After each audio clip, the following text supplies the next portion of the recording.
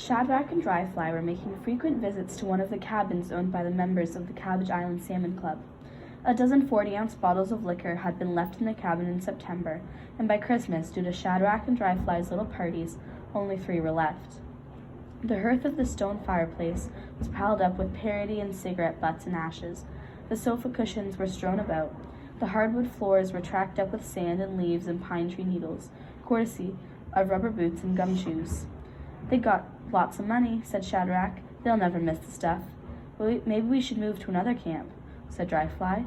"God knows what's in the other ones." "I chucked them all out," said Shad, "all locked." "Crap's gonna hit the fan when them lads come back and find all their liquor and cigars gone. They won't even remember how much they left. I hope you're right." It was the 24th of December, and Shad and Dry were having a few drinks to help them get into the spirit of Christmas. Outside the frosty windows that looked down over the frozen Dungarvan River, the temperature was about 5 below zero. Inside, it could have been colder, they weren't sure. They didn't plan to stay long anyway, just enough to get feeling good, was their plan. "I hope I get them jet boots for Christmas," said Shadrach. "I'd like to have a trucker's wallet, too." "Did you pass in school?" "Just failed French, and not by much." "You'll get the boots." "Maybe. You like going to school, Shad?" "Not too bad. Once you get used to it. Lots of girls." "Yeah, no good for me, though. I don't feel like running around on Lillian." "You're crazy, Dry. I bet she hardly remembers who you are. You'll be lucky to ever see her again." Dryfly shrugged at the possibility. "Those Blackville women wouldn't go out with me anyway," he thought. He didn't realize it, but he was beginning to sound like Nutbeam. "You ever think about going back to school, Dry?" "I'm getting too old. I'm pretty near 16. So? I'd be in the same grade with all them little kids. I wouldn't look none too stupid, would I? Me, a big lad of 16 sitting in school with a bunch of little kids? Maybe you could learn at home and catch up." "How would I do that?" "I don't know. Find out." "You think Nutbeam's home?" "He might be. The rain should have come by now. Let's go back and check him out." Nutbeam sold $600 worth of fox, bobcat, mink, weasel, and beaver pelts to the Jewish buyer in Newcastle and went shopping. He bought himself a complete set of clothing, which included Stanfield's underwear, pants, shirt, woolen socks, another parka, and 2 pairs of boots. He also bought a trucker's wallet, a pipe, and tobacco, a half-gallon of lamb's rum, a turkey, and 6 yards of linen, black with red roses on it. Needless to say, when he left the train to make his way to Totter Brook, he was more than just a little burdened. The foot of snow on the ground didn't make the walking any easier, and although it was 0 degrees out, Nutbeam was sweating and panting by the time he reached his camp. He placed everything on the table and proceeded to build a fire in the stove. He made a pot of tea, poured himself a mugful, spiked it with an ounce or so of rum, then sat to contemplate his situation. If the boys show up soon, the better the plan will work, he thought. If they don't show up, I'll have to play Santa Claus. From his pocket, Nutbeam removed the $350 left over from shopping spree. He went over to his cot, reached underneath, and removed a shoebox. He removed the top and added the $350, adding considerably to the bills already in the box. "One day I'll get Dryfly to count it for me," he thought. "Another day, me and Dry will go to Fredericton and visit that Greg Allen fella, see how much he's asking for the old farm. Old Dr. McDowell only bought the shore. There must be a couple of 100 acres of woodland and pasture left. Maybe more. I'll build a house on the old foundation and live normal. So no more hiding like a bear." He put the shoebox back in its hiding place, added a bit more courage, rum, to his tea, and sat once again. "Let me see," he thought.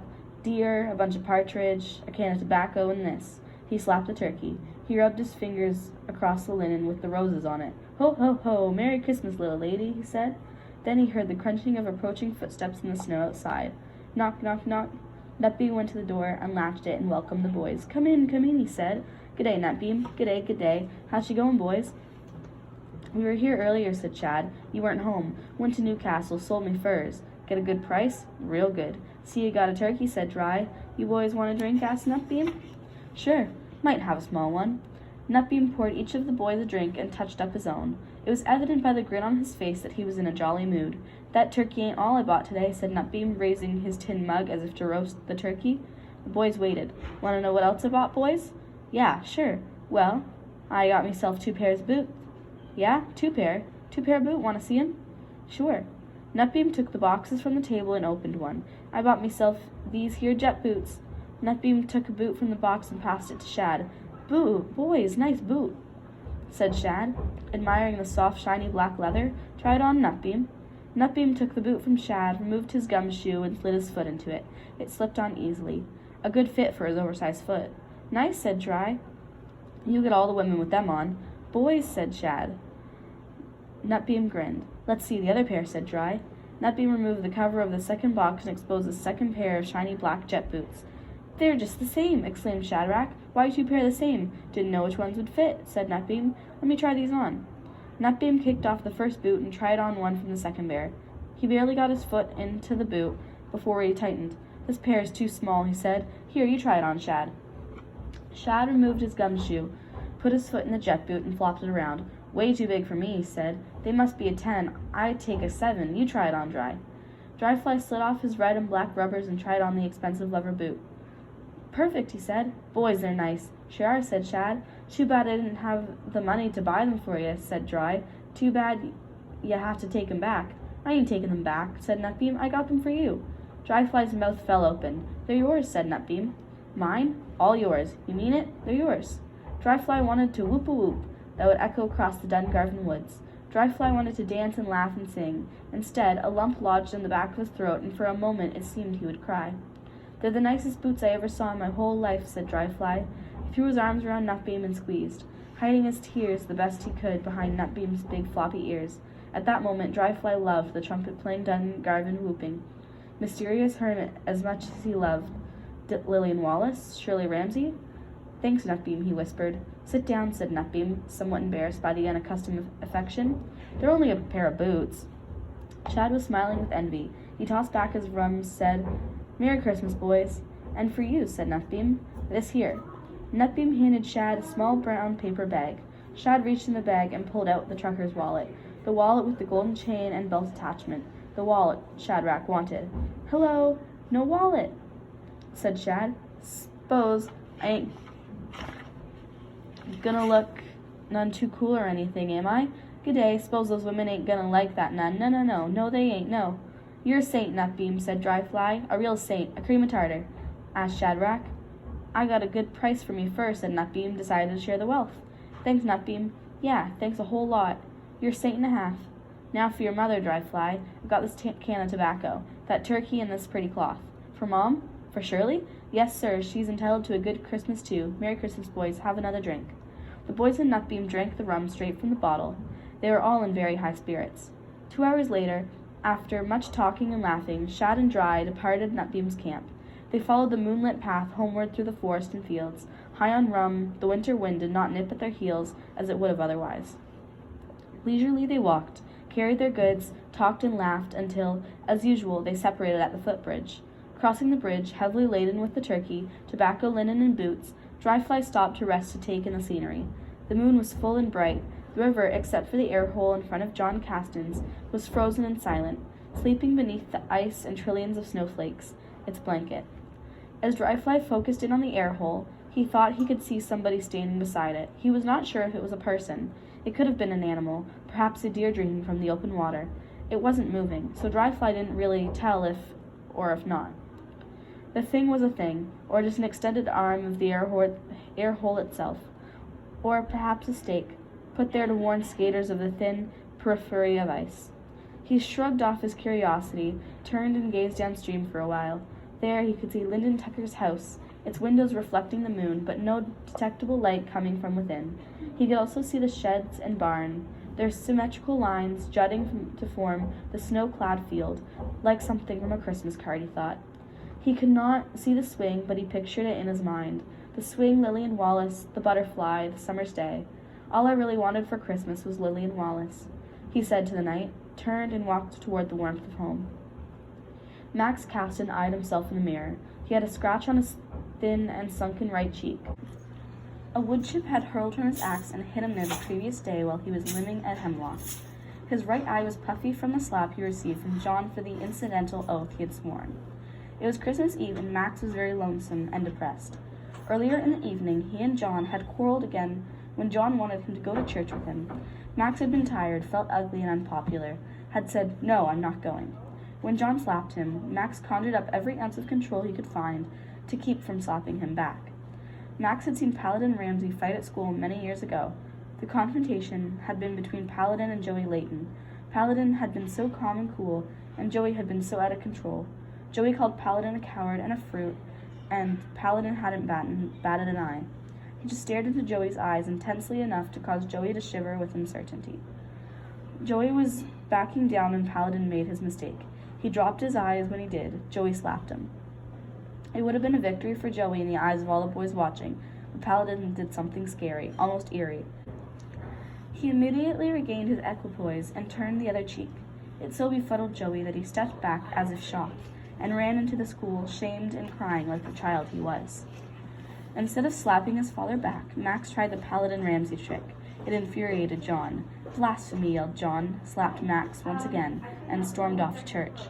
The second slap had been harder and stung, but it hadn't neared his other eye. However, its injury to Max had been far greater than any infliction he had ever before been subjected to. It was that one last slap from his father that accomplished all that John ever set out to do. It broke Max's spirit. Greatly despondent in the wake of that slap that still seemed to echo throughout the room, Max eyed himself. His eyes filled and tears like rivulets coursed their way down his cheek. His body convulsed as he released sob after sob. "I can't," he sobbed. "I can't become a preacher. Why doesn't Dad understand?" One by one, the people of Brennen Siding flashed through his tormented mind. Lyndon Tucker, a bachelor, uneducated, going nowhere, half out of his mind. Stan Tooney, alone, a bachelor with no ambition, nothing left to sell, nothing left to live for but lies. Dan Brennan, losing his battle to be better than everyone else, primarily because he was growing old and wisdom was telling him that he would never succeed. Bob Nash, forever in a state of unrest, contrary, never smiling. Bert Totter, who laughed at everything and everyone, perhaps the wisest of all the men, in his simplicity, but going nowhere as well.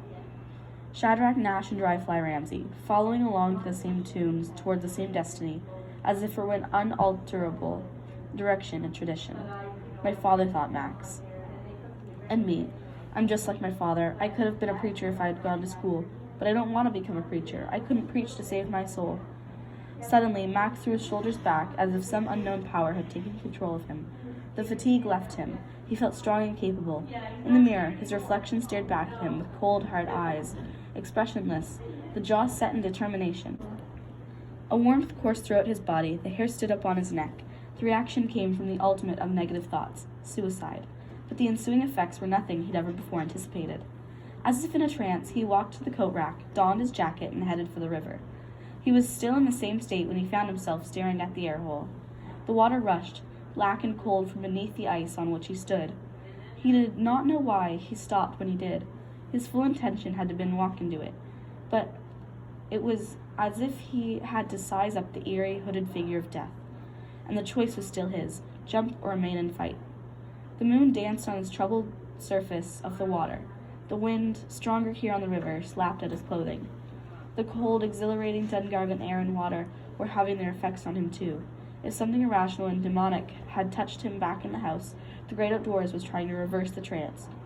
There were the moon and the stars, the river and the forest, seen through the crystal-clear moonlit air. There was the farms with their lights glowing warmly within. He could see Lyndon Tucker's from the river in front of John Kaston's and the bridge. There was somebody walking on the bridge. Max suddenly realized that he was outside. At night alone, there he was by himself on the river, at night and not afraid. He looked around as if he'd never seen the night before. It was not at all dark. He always thought the night was black and formidable, that it was occupied with wraiths and even evil spirits that blended with the darkness. But he was standing in a quite different world, one of beauty and serenity, where the stars and moon enchanted the land and all that lived there. The figure on the bridge walked leisurely along, stopped for a moment, and continued on at a slightly faster pace. Max shifted his attention to a red glowing planet northeast of the moon. Its light distorted and exaggerated as it shone through the clouds like breath. "Jump or remain and fight," he whispered. And then, echoing across the forest from the direction of Totter Brook, came the sound of a lone trumpet being played, so far off, so clear in the still night. Nutbeam, basking in the glow of his rum and generosity, was celebrating still. He was playing Silent Night for all of Brennen Siding to hear. "Stand and fight," said Max, turned and walked slowly home, enjoying his new family world. On Christmas morning, Dryfly awakened to the smell of onions frying. Shirley had already risen and was frying from some strips of venison, onions, and eggs. Dryfly rose, dressed, and went to the kitchen. "Mornin'," said Shirley. "Merry Christmas." "Merry Christmas," said Dryfly. "Cold mornin', must be 30 to low. Fire feels good," said Shirley. Dryfly went to the stove and stood soaking up the heat. "Sure does," he said. "I'm cooking up a great big feed, Dry." "I see that. Sure smells great. Would you like your present?" "Got me a present, Dry?" "'Tweren't much. Didn't have much money." "You didn't have to buy me nothing, Dry." Dryfly went to his bedroom and returned with a gift, cruelly wrapped in brown paper. Shirley unwrapped the rectangular mirror with the white plastic frame. "It's beautiful, Dry. It's the prettiest mirror I ever saw. It must have cost a lot of money, Dry." "Wasn't much. It's the best Christmas present I ever got, Dry. Thanks. Thanks a whole lot. You like it?" "I love it. I'll throw that old thing away and hang this new one up so yous and me can see how good looking we are, Dry," said Shirley with a toothless grin. Dryfly was happy and smiled too. "I have a gift for you too, Dry." "Yeah? It ain't much," said Shirley, passing Dryfly a small package wrapped in brown paper. Dryfly ripped the paper off a gray woolen mitts. "Nice mitts, Mom. Thanks a lot. They fit too." "Good. I thought you might need them this winter doing your snaring or trapping or whatever." Dryfly had a slight twinge of disappointment. He did not get the guitar strings, he knew, however, that the mitts were more important. "You're right, Mom. You can do nothing without good mitts," he said. "Glad they fit," said Shirley. "I got something else for you, Mom." "More?" "Not from me. From Nutbeam." "From Nutbeam?" "Yeah, he got you something for Christmas." "But why?" "Dunno. Nice lad. Got me and Shad stuff, too." Dryfly had hidden the can of tobacco, the turkey, and a cloth in the living room, where he hoped Shirley wouldn't find it. He went and got them and gave them to her. "It's beautiful," she said, fingering the black cloth with the red roses on it. "And the turkey and tobacco." "Why, Dry?" "Dunno. Nice lad. Give me a pair of boots." Dryfly had left his boots in the bedroom. He retrieved them for Shirley to see. Shirley eyed the boots that Dryfly set before her. "They must have cost a fortune," she said. "I know. Nice lad. Is that where you go all the time, Dry?" "Yeah, me and Nutbeam and Shad is good friends. Nice lad to do that, eh?" "I just can't figure out why, Dry. Did he leave the deer and them partridge too?" "I think so. He never said. Strange, eh? Nice lad. If we keep all these presents, we'll have to give him something, don't we? Didn't know we'd got them till yesterday. We ain't got no money to get him presents anyway." "Do you think we should keep them then?" "Dunno. Nice boots. He lives all alone, don't he?" "Yeah, has a little camp. Maybe we can invite him over for supper or something." "You think? He's not crazy or something, is he?" "Kinda homely to look at. Doubt if he'd come." "Why, is he shy?" "Don't like people much. People laugh at him." Shirley sighed. "Know how he feels," she said. "He's a real nice lad, though, Mom. After breakfast, you go talk to him. Dry. Supper's at least we can give him." Shirley Ramsey was uncertain of what the outcome might be in having this mysterious, but obviously kind, generous, and sensitive man in for supper. But she was willing to take the chance. Shirley Ramsey had the Christmas spirit. She wanted to give and share. Shirley saw a can of tobacco here, boots there, venison in the frying pan, the cloth and the turkey on the table. Dryfly Ramsey, as much as he wanted to, did not wear his new boots to Nutbeam's camp. Walking in the snow would ruin them, he decided. After the brisk walk through the bright, frosty afternoon, he knocked on Nutbeam's door. "Come in," he heard Nutbeam say. "The door's unlatched." Dryfly opened the door and stepped into the camp, kicking the snow from his feet as he crossed the threshold. "No more latching the door," greeted Nutbeam. "Only ones that come in is you and Shad anyway. I've always kept the door latched, but no more, Dryfly. You can step right in here any time you like." "Cold day," said Dryfly. "Been out?" "Was out and fed some moose birds earlier. They're around every day lately." "Yeah, I saw one back at the trail." "What brings you back here on Christmas Day?" "Mom says thanks for the cloth. She wants you to come and have supper with us," said Dryfly. To Nutbeam, Dryfly could have just announced him a lottery winner. His heart quickened. Butterflies took to flight in his stomach. He felt scared. Never in his wildest fantasies had he thought this dream would ever come true. Never in his wildest dreams had he thought this fantasy would become a reality. "She wants me to come for supper?" asked Nutbeam, afraid he had misunderstood. "Got that great big turkey. Someone has to eat it," said Dryfly. Nutbeam stood and ran his fingers through his hair. Decisions had to be made. Should I or shouldn't I go? What should I say? How would I act? "Dryfly, I don't know. I don't know if I can." "Why? You ain't scared of Mom, are ya?" "Well, I don't know. I never talked to a woman before. Mom's not a woman. I mean, Mom's just Mom." Scrambled remnants of 42,001 dreams unfolded before Nutbeam. He saw himself walking through the forest on moonlit nights, dreaming of having Shirley Ramsey by his side. He saw himself standing at the edge of darkness, watching Shirley Ramsey listening to Kid Baker sing. He saw himself shooting a deer, thinking that with each bit of venison consumed, Shirley Ramsey would be indeed consuming a portion of his good will for her. He saw dreams of holding her, whispering, "Rest, Shirley, take it easy," into her ear. "What did she say?" asked Nutbeam. "She just said go get Nutbeam for supper." Nutbeam was beginning to pace, and Dryfly could see that he was beside himself. "I think she likes you, Nutbeam. Mentions you every once in a while. She's been wanting to meet you, I think." Then she wants me for sure. Pretty likely. She was just saying the other day that she thought it was funny that you never dropped in." "That's for the boots," thought Dryfly. "I don't know, She's got that big turkey in the oven already, Nutbeam. Gonna put extra potatoes and stuff on, too. I don't know, I'm so strange. People act funny when they see me. That's because you are strange, you old geezer. Get your coat and come on. It must be 4 o'clock already, and supper's at 5. Nutbeam put on his coat. The big test, he thought. Am I a man or a mouse? When Nutbeam and Dryfly entered Shirley Ramsey's house, Nutbeam shut the door behind him, stood, and waited. He was wearing his parka, and his hood was hiding his face. He was reluctant to lift the hood and expose his ears. Shirley Ramsey stood before him. The house smelled of roasting turkey. "Day," grunted Nutbeam. Although somewhat slumped, he still towered over her, so that she eyed him as one might eye a giant, with the evidence of wonder in her eyes. "Take your coat off," said Shirley. "Supper's almost ready." Nutbeam removed his parka in one swift movement, watching the delicate little woman to see if she would laugh or scream. Shirley didn't either. "Come on, sit down by the table, Nutbeam," said Dryfly. Dryfly and Nutbeam sat by the table. Shirley started puttering around the stove. "You from around here?" asked Shirley. "No, from Maine." "You American?" "I guess so. We're all Canadians around here." "Yeah?" "Yeah, except for the sports on the river. You a sport?" "Just a man," said Nutbeam. Dryfly sat eyeing his boots. The boots were sitting beside the bedroom door, and he was preoccupied with their presence. Shirley checked the carrots and the potatoes to see if they were cooked. Then she removed the golden brown turkey from the oven. "Smells good," said Nutbeam. "It was awful good of you," said Shirley. "Good to be here," said Nutbeam. "Set the table, Dryfly," said Shirley. Dryfly snapped out of his boot-induced trance and went to the cupboard for plates, knives, and forks. Nutbeam was beginning to relax a little.